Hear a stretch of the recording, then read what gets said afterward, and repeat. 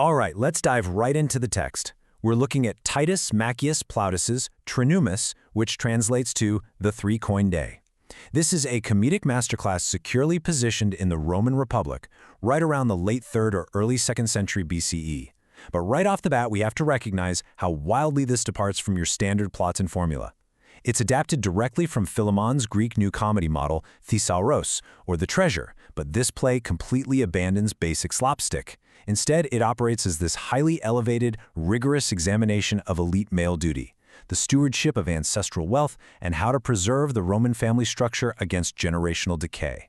To really unpack this text, we're going to move through 6 analytical segments: our introduction and thesis, historical context, composition and style, the ethical framework, character arcs, and finally, its enduring legacy. So, Segment 1, Introduction and Thesis. Let's look at the thematic core of the play. Plautus deliberately sidelines the clever slaves and racy subplots that usually define his work, essentially elevating Trinummus into what we might call a proto-comedy of manners. The central question he's asking is this: how does an aristocratic Roman household survive financial collapse while still maintaining its public reputation? And he establishes this right away through an explicit allegory in the prologue. 2 personified figures step out and directly address the audience to set up the impending ruin. We get this great line, Sequera hoc me ignata ut munus fungaris tuum, prima me Plautus nomen luxuriae indidit, tum hanc me ignata esse voliet inopium. Basically, luxury commands her daughter, poverty, to do her job. Because the spendthrift son, Lesbonicus, has just devoured the entire family estate while his father is away, luxury has to cede the physical space to poverty. It's a brilliant move because it instantly frames the human drama not as some wacky misunderstanding, but as a literal existential economic collapse that demands immediate civic intervention. Moving to Segment 2, Historical Context. Let's dig into these specific Roman anxieties. The text explicitly reflects these really intense Roman anxieties about generational decline. You have to remember, this was a society entirely obsessed with the preservation of res, the ancestral estate, as the absolute baseline for civic stability. The whole plot kicks off because the patriarch, Charmides, undertakes this prolonged mercantile expedition to Seleucia, which leaves a massive institutional vacuum back in Athens. So, during his absence, all these rigid societal expectations fall entirely on the shoulders of his loyal friend and trustee, Callicles. In Act 1, we actually witness a character named Megaronides upbraiding Callicles based on nothing but street gossip. It perfectly reflects this incredibly volatile urban environment where public rumors act as the ultimate social arbiter. The anxiety in the text is just palpable, right? You have absent fathers, reckless youth squandering wealth, and this immensely heavy burden of fiduciary duty placed upon aging peers. Segment 3, Composition and Style. Let's talk about subverting comedy. Within this comedy of manners, Plautus is actively subverting our expectations through the play's structural architecture. The narrative momentum here doesn't come from breathless chases. It comes from rigorous philosophical debates about virtue. The text systematically dismantles standard comedic archetypes. Take the Senex, Charmides. He is the patriarchal focal point of the whole story, yet he is entirely absent until the very climax. Then there's the adolescens amator, Lesbonicus. Yes, he's wasted the estate, but he uniquely retains this fatalistic sense of aristocratic honor, absolutely refusing to see his sister married without a proper dowry. But honestly, the most striking subversion is the sycophanta, the trickster. He is literally hired to execute a deception, and his performance completely shatters the second it makes contact with reality. Even the traditional clever slave character Stasimus gets stripped of his mastermind status.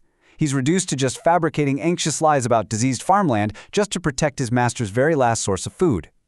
Segment 4, Ethical Framework. This brings us to the battle between Fama and Amicitia. The entire play hinges on this massive philosophical dialectic, the friction between internal moral rectitude and external social perception. The absolutely crucial point here is the tension between amicitia, which represents deep institutional trust, and Fama, the highly destructive force of public gossip. Callicles is secretly guarding a treasure of exactly 3,000 Philippian gold coins hidden inside Charmides' house. To protect this gold from the reckless son, Callicles goes so far as to purchase the house himself. But by doing this, he willingly absorbs the devastating public label of being a predatory vulture, or, as the text colorfully puts it, a terpia lucrocobidism, a filthy lucre-greedy man. The text is demanding that true amicitia requires the absolute subjugation of your public reputation in order to execute your fiduciary duty. And this ethical debate expands into a really critical examination of aristocratic honor, perfectly contrasted between Lesbonicus and Lysiteles. Lesbonicus operates purely on transactional pride.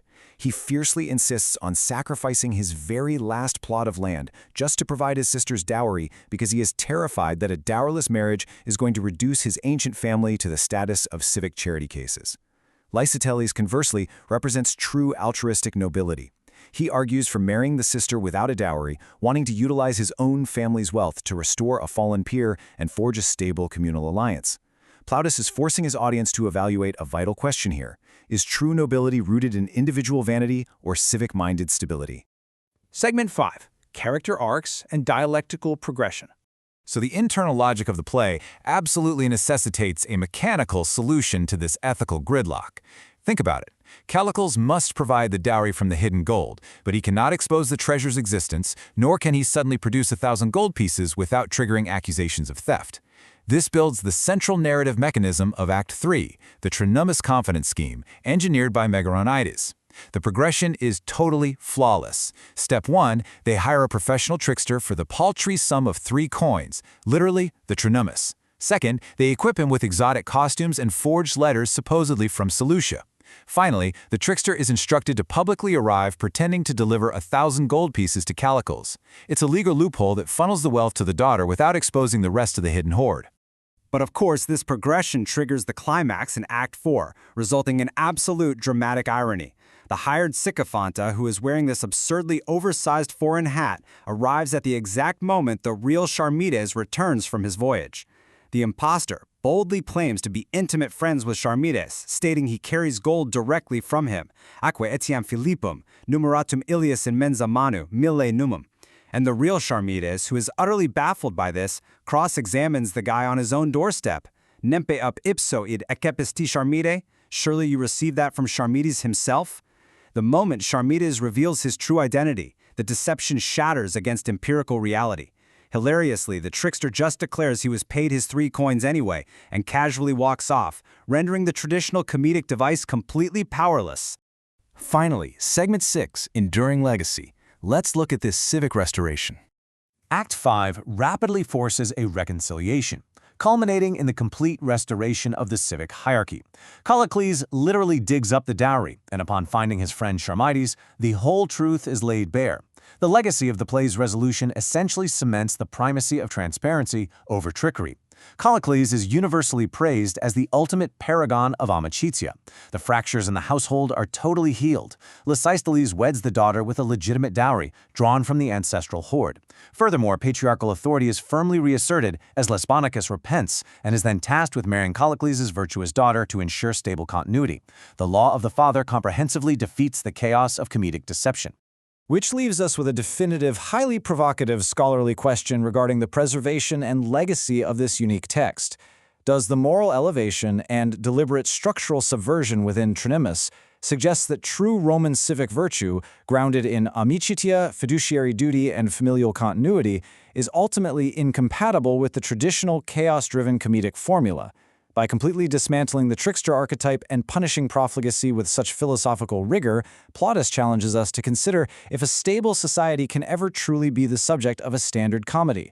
Keep that tension in mind as you explore the broader history of classical literature.